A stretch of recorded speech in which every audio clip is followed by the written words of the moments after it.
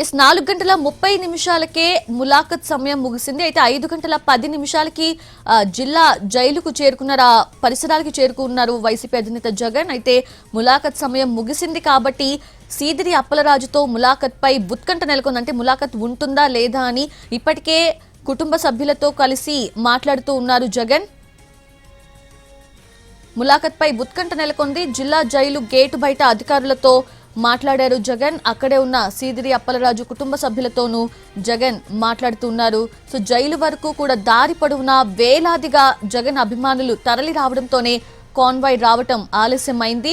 జిల్లా జైలులో రిమాండ్ ఖైదీగా ఉన్నారు సీది అప్పలరాజు. అంపోలు జంక్షన్ వద్ద 3 అంచెల భద్రతను సైతం ఏర్పాటు చేశారు పోలీసులు. అయితే కాసేపట్లో మీడియాతోనూ మాట్లాడనున్నారు వైసీపీ అధినేత జగన్.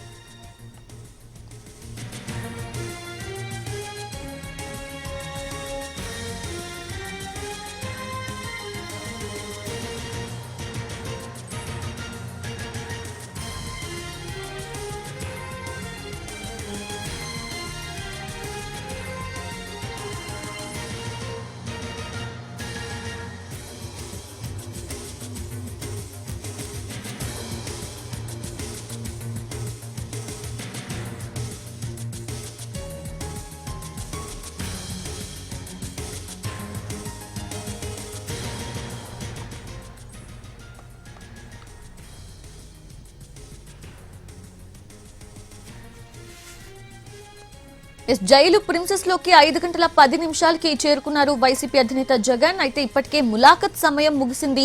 దీంతో సీదిరి అప్పలరాజుతో ములాఖత్ పై ఉత్కంఠ నెలకొందంటే ములాఖత్ ఉంటుందా లేదా అనేది మరికొద్ది క్షణాల్లోనే తేలనుంది. జిల్లా జైలు అధికారులతో గేటు బయట మాట్లాడారు జగన్.